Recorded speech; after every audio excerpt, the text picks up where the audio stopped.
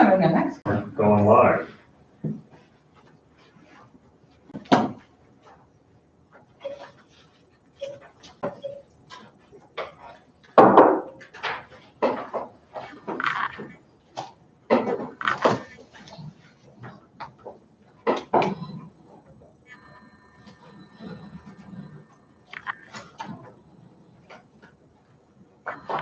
You got this handle. I don't trust myself because, especially with Monday being a holiday, Yeah, I'm afraid that by Wednesday I'll forget how to do it. I will be here. But, I trust you more than you trust you. That's true. One Olean person and nobody, our Dunkirk person's not there, but we're still early, so. Can you turn on the light in Olean? I know it might go off if you sit, but. And there's our Dunkirk. Thank you.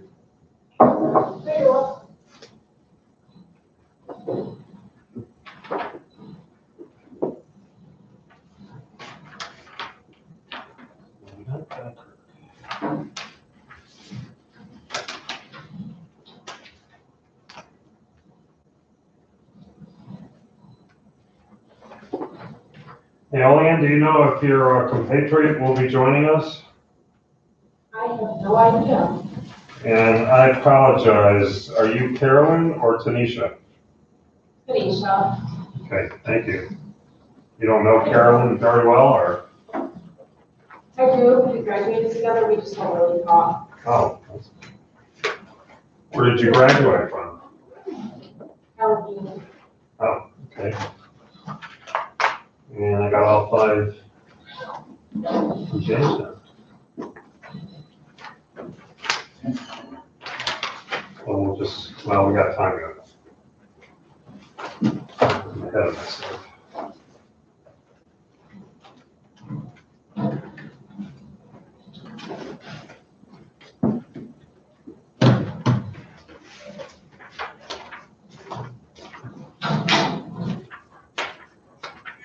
That looks like Carolyn. And everybody's here.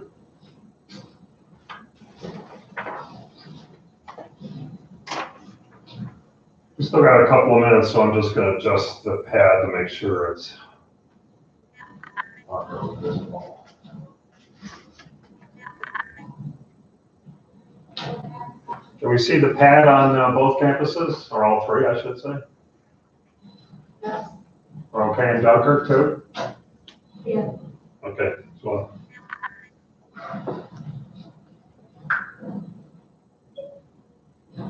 So we have, where did I put my phone? We have 2 minutes.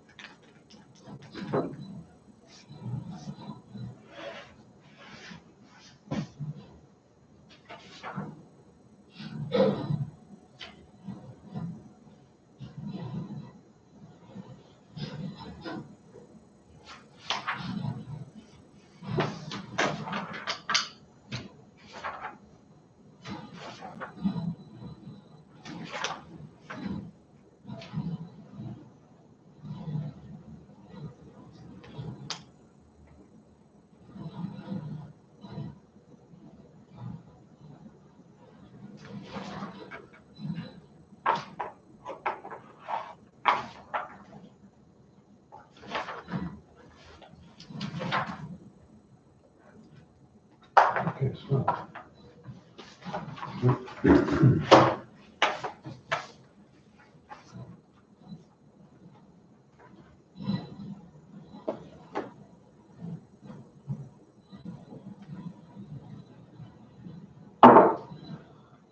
Before I go ahead, anybody have any questions, comments, concerns?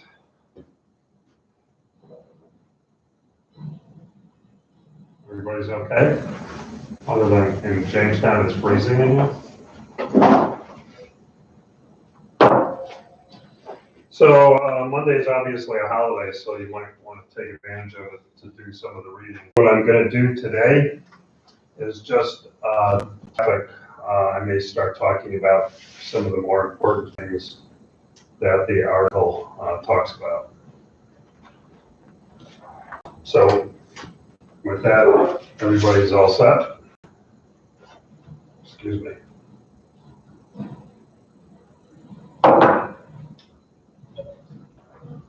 Okay, so onto the path clearly that way. So this is going to be my very poor attempt at a map. So this is the Mediterranean Sea. This up here would be Europe.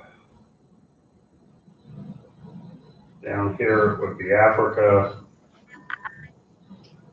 And over here would be Asia. And then over here is Palestine. So two things came out of my introduction based on the syllabus with respect to Palestine. One, of course, was that Palestine was the meeting place of three different continents. And so people were often going through Palestine to get to the other continents, typically because of trade and economics. So you had Africans crossing through Palestine, you had Europeans crossing through Palestine, and then you had Asians crossing through Palestine, and then sometimes then, depending on Africa, but they often met at Palestine.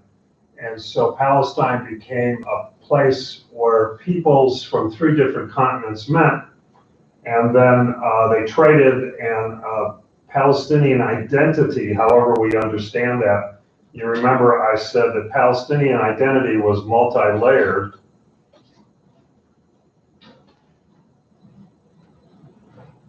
Meaning Palestinian identity was based on three different continents coming together in a place like no other. And then the other thing I talked to you about was that Palestine was the birthplace of the three Abrahamic faiths, which then spread out to the world. So while populations were coming in, the religions that come out of Palestine to a great extent then were going out. And so into Europe, of course, past Christianity and Judaism, into Africa with Islam, and maybe some elements of Christianity, much less likely to be Judaism, and then also into Asia. I don't have a lot of room here. You had Islam, and again, smaller groups of Christians. Because when you go into Africa and Asia, there's Christian sects that most of us probably aren't aware of. For example, right near the church where Jesus allegedly was crucified, there's a group of Ethiopian Christians who have this very strange little community with these little chapels and dark tunnels and men with long beards, and they're Christians, and they believe in Jesus Christ, and they believe he was the Son of God who came down to save us from eternal damnation. But if you were an American Christian or European Christian, we passed through there to get to the church where Jesus allegedly was crucified, and I actually wanted to stop because it was fascinating, but I'd never seen anything like it. And yet, having been raised in a Catholic Christian household, these folks were Christians. So you get these little sects of Christianity that are really quite different. So Palestine is both the place where groups of people pass through. These are the arrows pointing in. And then Palestine is also the point where the three major Abrahamic faiths were born and then branch out. And so Palestine has an enormous impact on the world above and beyond what sometimes we think about in terms of the conflict over there since World War II and maybe in the 1930s. And so as a result of this, the Palestinian identity is multi-layered. Now, the article from the National Geographic, when it gets into religion, points out that most people there were Muslims, but not everybody. And the different faiths that grew up there and started there have an impact on each other and an impact on people who refer to themselves as Palestinians, and also the different people that pass through. So the Palestinian identity is not clear-cut. It's multi-layered of Europeans, Africans, Asians, Muslims, Christians, and Jews. I think one of the interesting about Palestine is that in a real sense, it's a microcosm of the world. Because from Africa, you would have gotten darker colored people, not that everybody in Africa has dark skin. There's various shades.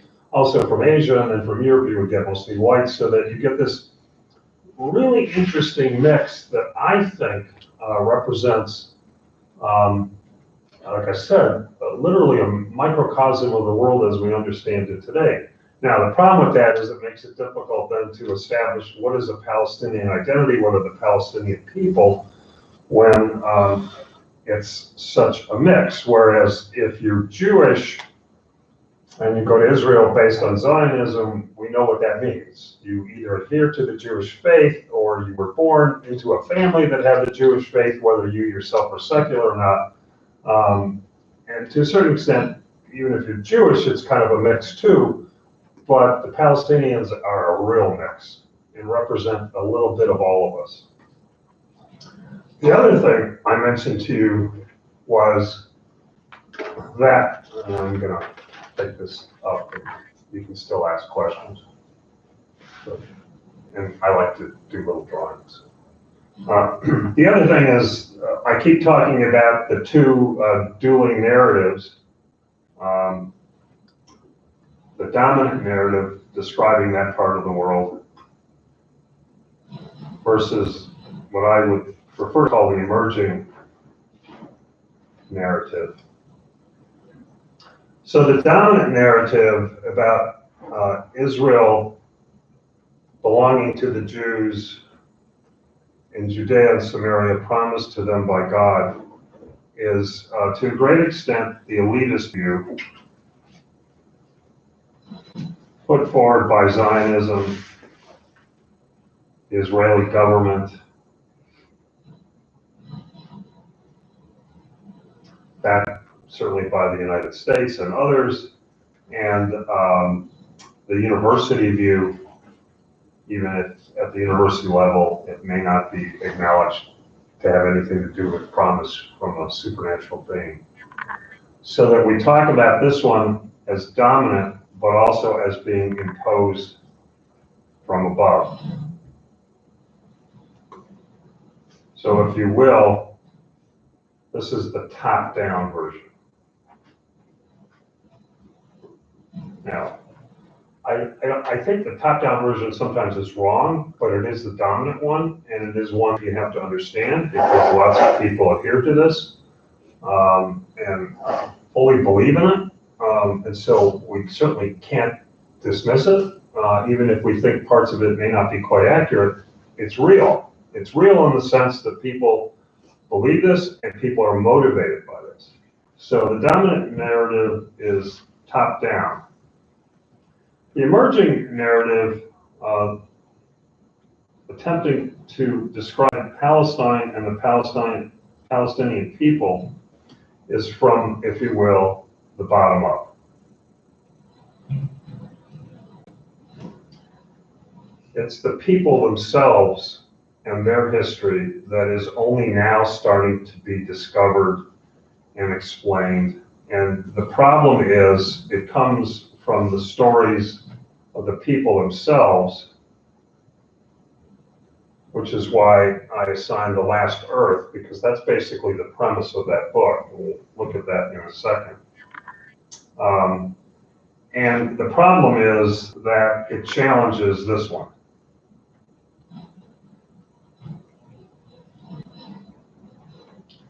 The dominant one, to a great extent, although maybe this is changing, doesn't acknowledge the emerging one.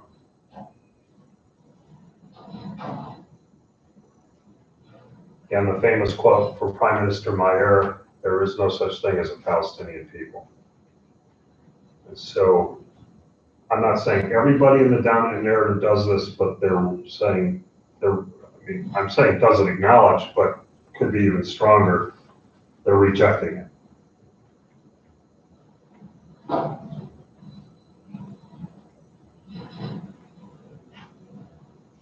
So there's that one famous phrase that the dominant narrative has said so much that it seems to be accepted by everybody, but challenged by the emerging narrative. And I always have to think for a second. So it's land for people.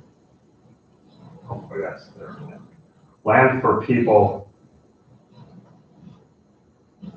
without a land.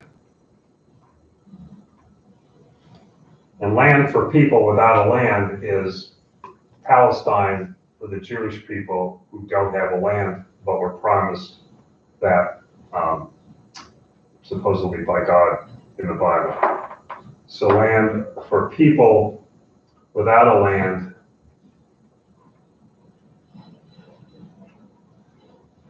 on land without people. This is often referred to in the dominant narrative as facts on the ground that isn't, I would argue, entirely true. Land for people without a land, these people are the Jews who believe that God promised them Judea and Samaria. So it's land for people without a land, because when you go up into Europe, with the Jewish diaspora, Jews lived all over Europe, the United States, Canada. And many of them very happily. They don't want to go to Israel. They want to be Americans. They want to be Canadians. They want to be less so Germans, but some still. There's actually a growing Jewish community in Germany. So land for people without a land is the Jewish people, according to Zionism, promised Judea and Samaria by God in the Bible, on land without a people, meaning that Palestine, I don't know how they typically will call it Judea and Samaria. If you're really into the dominant narrative, you don't even say Palestine. So Judea and Samaria is what was promised to the Jews, and it's land without a people, saying, well, there is no Palestinian people, although there's people there who occupy the land. And I think the problem with the dominant narrative acknowledging Palestinian people as a people is because of this multi-layer. There's a great deal of diversity among Palestine and Palestinian people, and that's even acknowledged in this article from the National Geographic. So two things come out of this. One is I wanted to make sure that visually we understood geographically what was going on. And then I wanted also to try to explain these narratives a little bit more. This is the one that is starting to be acknowledged. This is the one that's starting to be taken up by the Palestinian diaspora as well as the Palestinian universities, and then, if you will, Friends of Palestine, which I would certainly include myself in. This one is quite secure, although this one is starting to get people to rethink that whole part of the world. But there's tremendous, like my dentures are slipping and I don't even have dentures. There's tremendous pushback.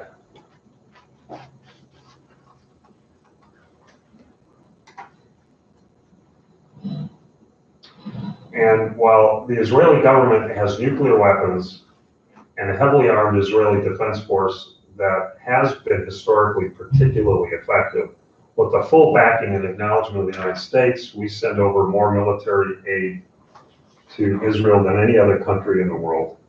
And it's understandable because they are surrounded by enemies. I get that. And we're trying to keep them there. The Palestinians don't have any weapons. You know, if you look at the Intifada, they tend to throw stones, and the Israelis respond with machine guns. Not exactly equal. But every once in a while in Gaza, the Palestinians make a rocket and launch it against the Israelis, and it's not particularly effective, and the Israelis respond with very effective rockets. So this dominant theme is supported by military power second to none. In political science, we call this hard power, the ability to do what I say or I blow you up. And the hardest of the hard is nuclear weapons. And I understand why they have nuclear weapons. They're worried about Iran, for example, launching one against them. And the only way they can see to protect themselves is with the ability to say, you launch one on us, we're going to launch one on you. Some of you may know that as MAD.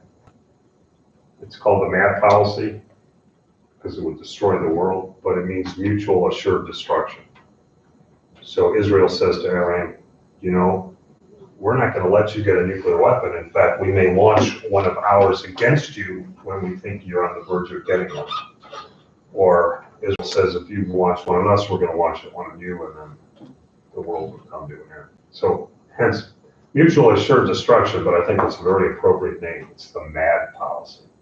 And I understand why they feel very threatened. I don't blame them. So they're pushing back. What does Palestine have? Palestine has no military power. In fact, there is an international airport inside the occupied territories, but the Israeli government won't allow the Palestinians to open it up.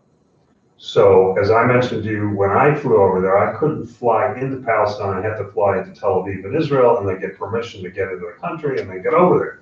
But there's a perfectly good international airport sitting in Palestine, and the Israeli government will not allow the Palestinians to use it, and their claim is that the Palestinians would use it to land fighters, jet planes from other countries who would then use it to attack Israel.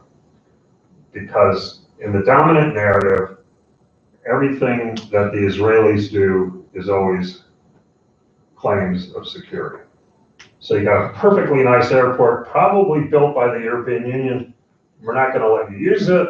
And then, of course, if they did let them use it, and I landed in Palestine, I wouldn't need the Israeli government's permission to be there. I'd just get the Palestinian authorities say, hey, come on in.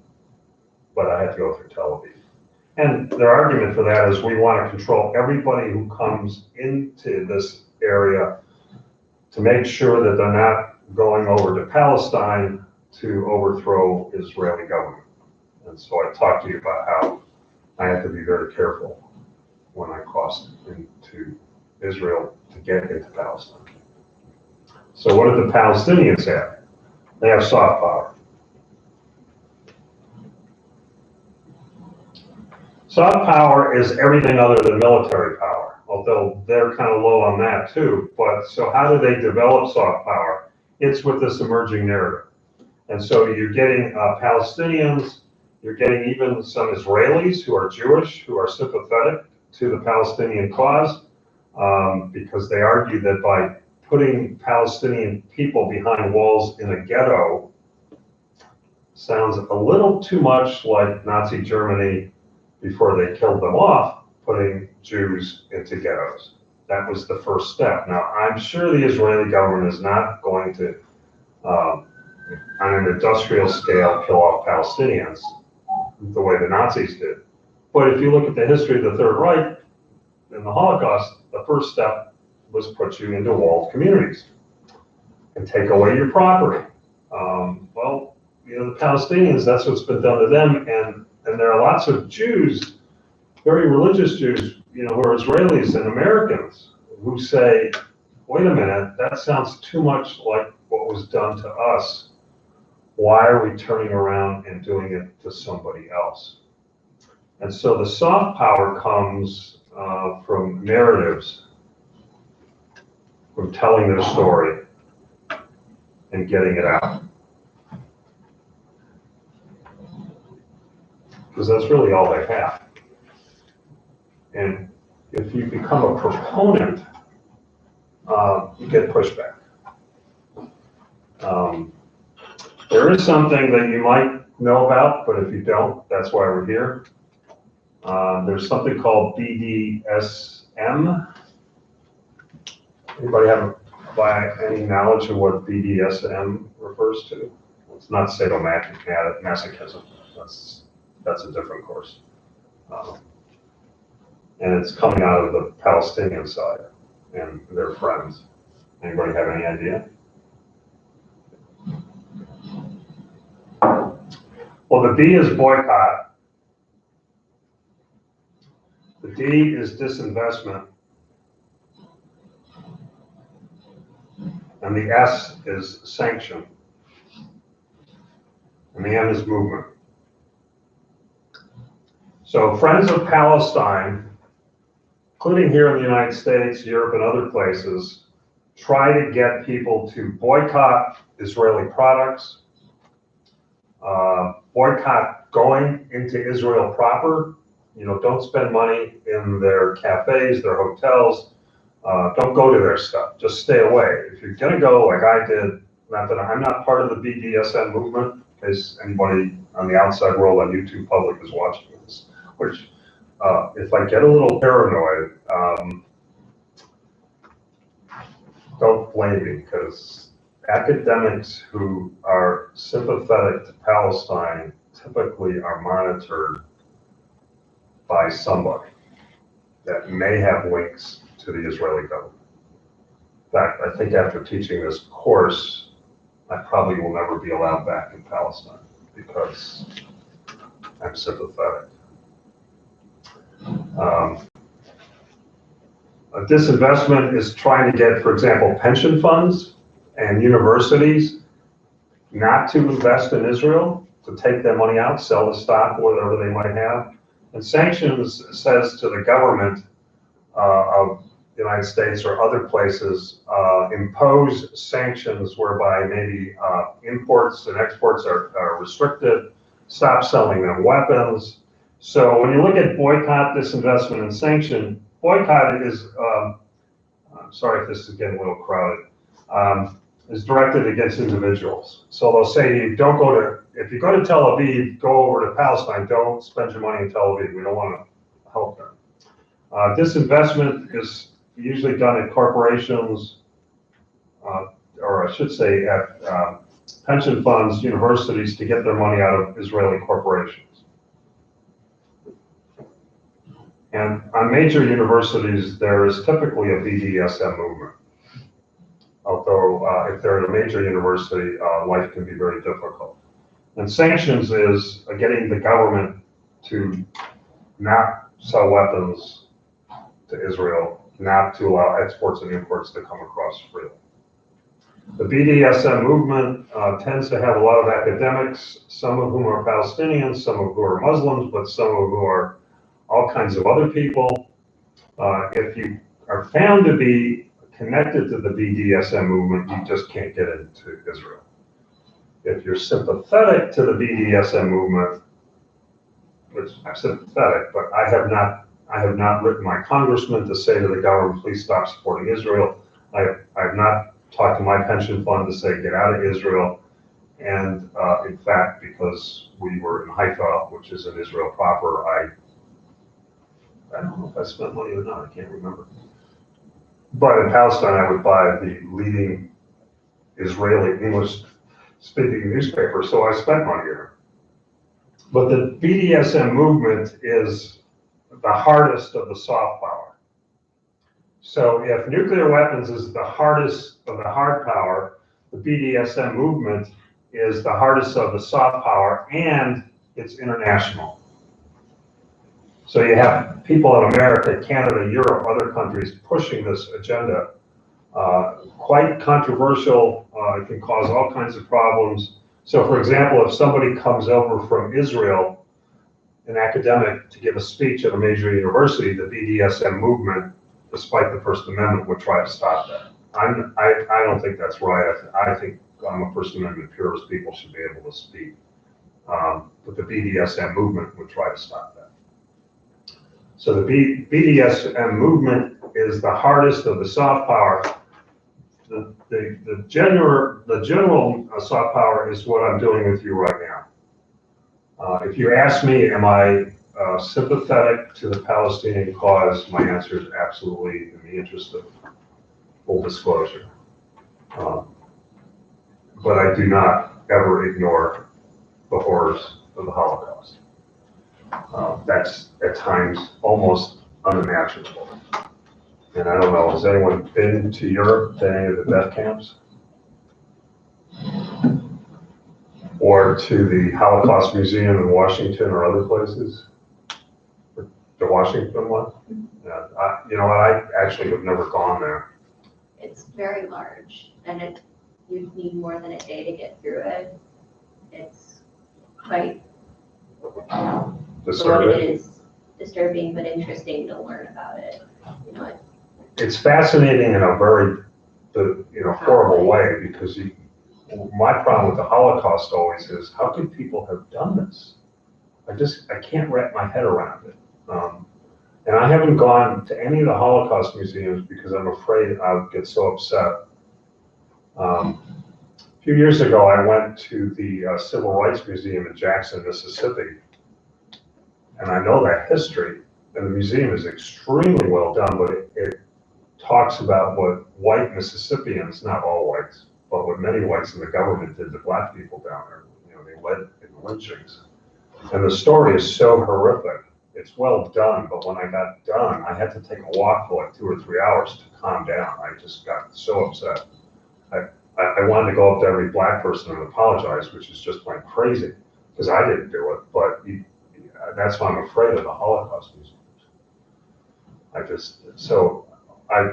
had a fellowship to study the Holocaust at Northwestern and outside of Chicago, and then I've been in Europe, but every time I've been near a death camp, like I was near Auschwitz, I wouldn't go. I just thought, I don't know what to do with this.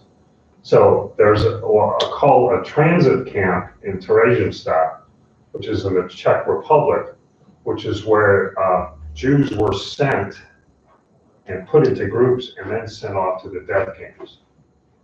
So I was in the transit camp, and that alone just upset me, because sometimes people got killed there. Typically they got shot if they didn't think they could do work, or they couldn't survive the journey. So they would just line them up against the wall and kill them. And you're there, and it's just like, I don't know what to do with that.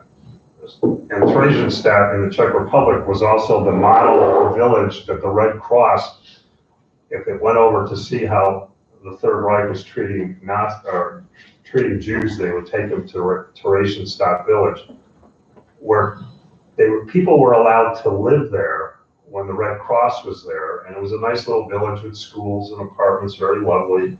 And then when the Red Cross left, I don't know how they pulled the wool over their eyes. I don't think they did entirely. All the people went back to the camp. And of course, the Nazis were there when the Red Cross was interviewing you. You weren't about to tell them the truth, because that would mean your certain death. So to keep them alive and their children alive, they would just go along with it. It was all fake. So it's very disturbing, and I still remember in Theresienstadt, there was this wall, and on one side was the wall where they shot people who thought they needed to get rid of right away. And on the other side was the swimming pool and the playground for the children of the Nazi guards. And so the kids in the summertime would be in the pool and be playing, and in the middle of the day, they couldn't see, but they would hear the shots. And then I kept thinking, you know, if I was a parent, how would I explain to my kids what was going on the other side of the wall? You know, so you kill people and then you go home to dinner with your kids. And I'm bringing this up because part of the problem, if you're pro-Palestine or sympathetic to Palestine, you get accused, and I have been accused of being anti-Semitic. Forgetting that Palestinian people are Semitic, but I don't think I am. I'm deeply disturbed by this. You know, there's that old line, some of my best friends were Jews. Actually, I have Jewish relatives, so, and I've gone to bar mitzvahs. So I don't think I'm anti-Jewish or anti-Semitic. I am at times very disturbed by the Israeli government, which is under control of the Orthodox Jews, but that's not because of religion. It's because I don't like what they're doing to Palestinian people. And friends of mine who are Jewish, if they are sympathetic, are often referred to as self-hating Jews.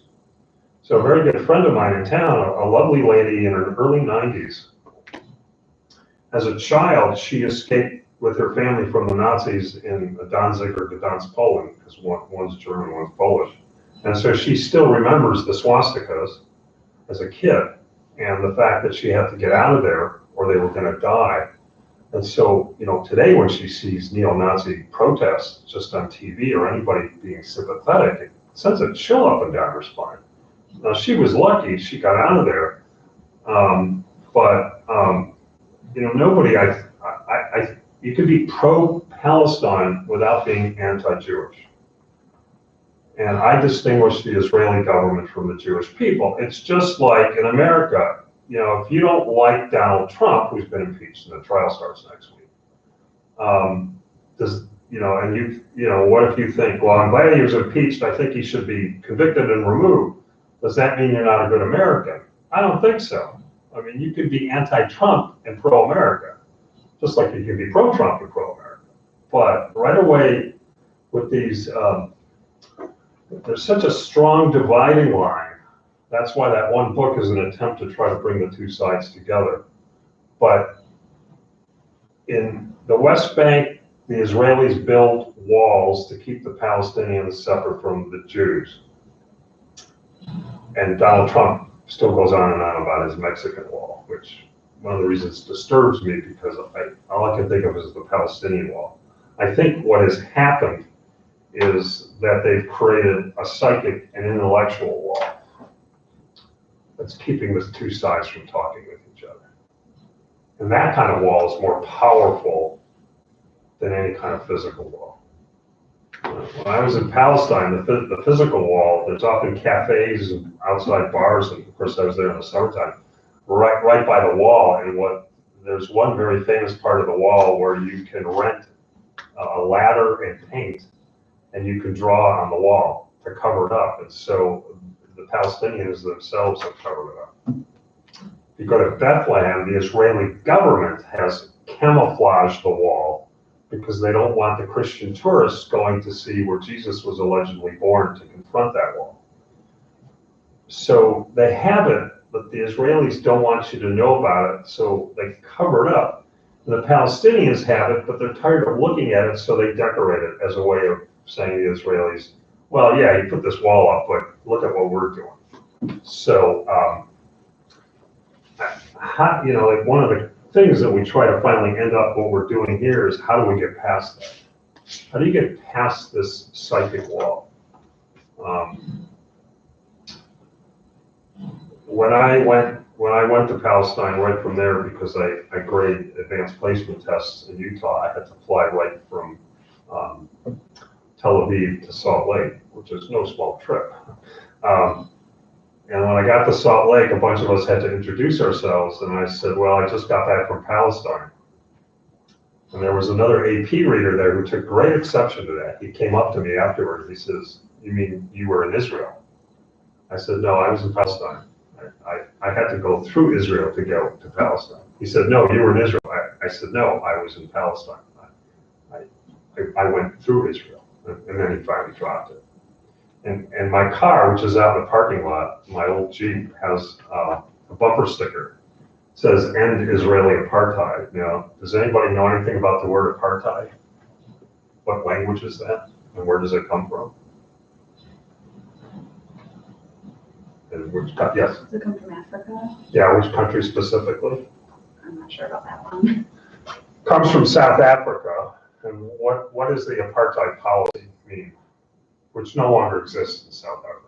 But if you implement an apartheid policy, what are you doing? And even in the context of South Africa, who were they trying to keep separate? Not too sure. I'm not really familiar with it. I'm just like, I've heard of the word in reference to Africa. Yeah, apartheid is typically the only Dutch word that most people know. I've studied in the Netherlands, so I know a little bit more Dutch, although it's an extremely difficult language. Apartheid is the Dutch word for separation. And in South Africa, Nelson Mandela broke this. Has since passed away, Bishop Tutu, other heroes of mine.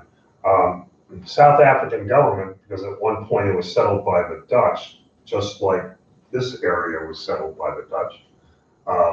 Dutch got around.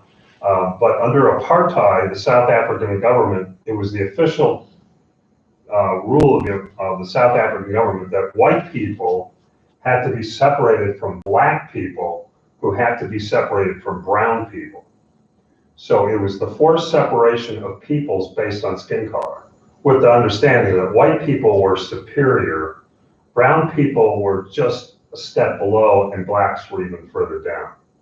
So early on, when Queen Elizabeth, who was still on the throne, at that point she was Princess Elizabeth, she went to South Africa because her dad couldn't do it because he was already dying, and was going to give out medals to people who helped the British defeat the Germans in World War II. She was told that under South African policy, her husband, Prince Philip, could give the medals to black and brown people who risked their lives to defeat Nazi Germany, but it was against the law in South Africa for the prince or the princess to talk or call them by name. So a white South African would say the name, the prince would hand the medal, and they told him, under no conditions are you allowed to talk to them. I mean, it's basically treating them as subhuman. And these are people who helped you win the damn war. And under no conditions do you touch them. You do not shake their hand. The prince and the princess had no choice. They had to comply with the rules. And so they did their job. But, so apartheid, is very strict. Now, on the back of my car, it says End Israeli Apartheid. And one day I was downtown Jamestown, and I parked my car, and this guy was on a bicycle, and he saw my bumper sticker, and so he went around and came back, looked at it again, went around, came back, and then I don't know where I was going, City Hall or something, and he stopped me, and he said to me, "So, you're anti-Semitic?" I said, "Why are you saying that?" He said, "Well, I just saw your bumper sticker." I said, "Well, I'm not anti-Semitic, I'm anti-apartheid. I think separating people because of skin color or anything else, from my perspective, is just wrong. I'm a white guy born into white privilege, but we shouldn't treat people that way. I mean, that shouldn't matter. People are people. You can make judgments about people because they're bad or they do nasty things, but not about skin color or ethnicity." So he then just went away. One time at the Unitarian Church, I did a sermon on Palestine, and this guy comes up to me after the service, and he says, "Well, you realize there's another side." Now, I'm an academic. Clearly, I know there's another side. And it's not a side that I necessarily reject. Was there a comment, or? No, there's someone in the hall What are they doing in the hall? talking. Probably a spy watching what I'm doing. Um, those of us who are sympathetic get very paranoid very quickly. And I said, well, I realized there's another side. He said, well, you didn't present it. I said, well, I had 20 minutes to present the Palestinian side. I didn't have time to do the other side. So then he just walked away. So when I was at the University of Illinois this summer, my alma mater, on a scholarship to continue to refine this, so that I could teach this course, because Illinois is a fantastic public university with the world's public university biggest library in America. And as a scholar, I get to go into the library. You get lost in so big. Actually, they have phones inside the library because cell phones don't work. And they're phones that you can call up and say, hey, I'm lost. Could you send somebody to get me? Because technology doesn't work inside it. So when I was meeting with some of the scholars in Illinois, they said, well, you realize we could never teach this course here. I said, why not? And they said, well, the University of Illinois is the first land-grant institution in the United States. 30,000 students, many of them international. There would be so much pushback we couldn't teach the course. Now, this is at a university where I got my master's degree that I love. It's my favorite of my 3 colleges. I go back there every chance I get, especially if they're willing to pay for it, because I want to continue to learn. And it's very disturbing to me to hear that this major university said, we can't do a course like this, but we want to help you to do a course like this, because if you're at a community college, even though half of undergraduates are at community college, we're kind of flying under the radar. Although I don't know, in fact, hopefully my 2 remote students are watching all of these lectures, but when I was told there were 2 remote students who wanted to take part in this, I got nervous. And I said, well, what do you know about these 2 students? Because there are people out there who go around checking up on academics now to stop us from doing things like this. And I'm thinking, what harm is there in people knowing about this? If that's the only way, and it doesn't, I don't think these students are part of some Israeli plot to keep an eye on me. But the Israeli government does this with the cooperation of Americans. Then that just pushes me more. So again, what are you afraid of? Why can't you can tell the Holocaust story, and you should, absolutely, or the Zionist story, but why can't I tell the Palestinian story? So obviously I am, but. So once you get me wound up, I don't shut up. So let me stop for a minute, see if anybody has a question or a comment while I take a sip of my cold coffee.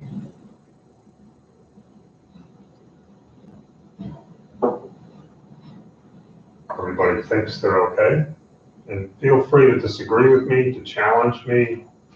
I'm not trying to brainwash you into the Palestinian side. I'm just trying to present the other side so that then you can make your own choice and decision. Ideally, that's what should happen in the college. She has a question at the end. Oh, do you have a question, Elaine? Yeah, I have a question. Sure. What are the tensions like between the 2 people? You're mentioning the wall and how they try and hide it. And I was wondering how they feel about each other. Well, that's a great question, but it's almost difficult to answer. There's a lot of Jews who are sympathetic to the Palestinian side, and there's a lot of Palestinians who try to understand the Jewish side, and there's a certain amount of cooperation because a lot of Palestinians have to go to Israel to do their jobs. So they're allowed to go through the security checkpoint, but the security checkpoint often gets closed down. It takes forever to get through it. So they're constantly late for work. And I said, well, do your employers understand? Yeah, they understand the wall. So there is contact, but a lot of Jewish people are afraid to express their pro-Palestinian sympathies. And interestingly enough, a lot of Palestinians sometimes are concerned that if they sound too pro-Jewish. But their attitude is anti-Israeli government. So Israel tries to keep them separate with the wall and the security checkpoints. But in addition, if you're in Israel, this land, Israel actually technically has no boundaries. So, because they don't want anyone to tell them where they stop and where they begin. So if you're in Israel, however you define it, Israeli people have one kind of identity card, and if you're Palestinian, you have another one. And so as soon as you pull out the card, they know who you are. And interestingly enough, if you are an Israeli, you have one license plate of one color, and Palestinians have a license plate of another color. And there are roads, if you get through the checkpoint, that are closed to Palestinians. Even if you get through the checkpoint, you are not allowed to drive on certain roads. And they can find out right away because you have the wrong color license plate. And I forgot what color the Palestinians had. So, I mean, it almost sounds absurd to me, but you get a different license plate and you're in the same country. And it sounds a little bit still to me like the Holocaust, where if you were a Jew, you had to wear a yellow Star of David. So we can figure out you're Jewish right away. Well, this system, we can figure out if you're Palestinian right away. And if you go back to the Third Reich, there were, or even if you read like the diary of Anne Frank, she talks about how slowly but surely she wasn't allowed to do certain things. Well, that's what's happened with the Palestinians. If you have the wrong license plate and you're found on the wrong road, you're in serious trouble. You'll probably end up in jail if you're lucky. You might get killed. So when you ask, do they cooperate? I think that there are friendships and there's even romantic relationships that cross the borders of the wall, but the Israeli government does everything it can to stop that. So it's really kind of sad. When I think I may have said this, but I'll say it again, when we were having dinner one time, or lunch, we invited one of our Palestinian professors to join us for our farewell dinner in Jerusalem, because we were just trying to be hospitable because they were so nice to us. And that article in the National Geographic talks about that's a characteristic of Palestinian people, hospitality.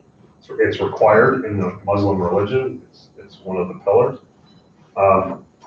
So we invited her and she said, "Oh, I'm sorry, I can't come." Now we had been there for several weeks.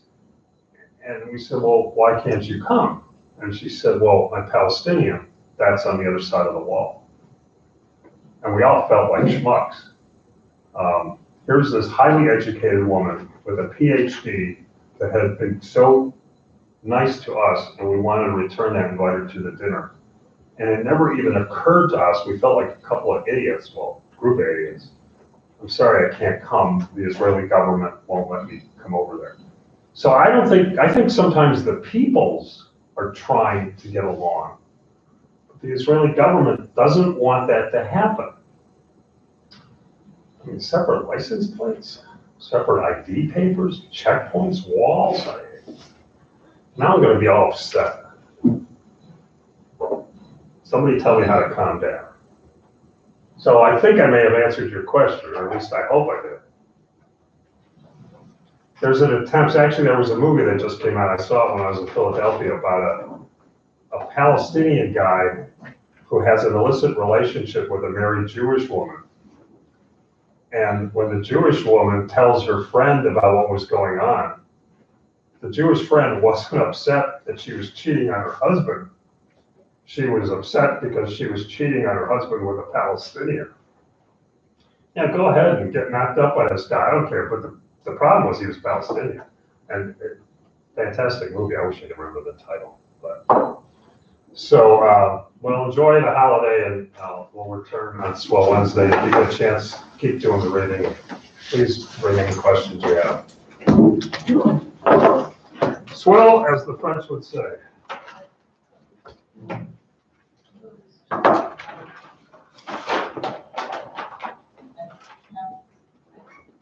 remember how to log in. Do I remember how to log out?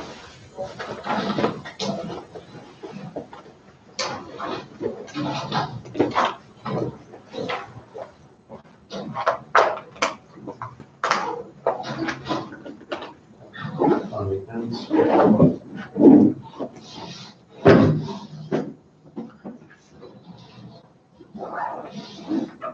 up.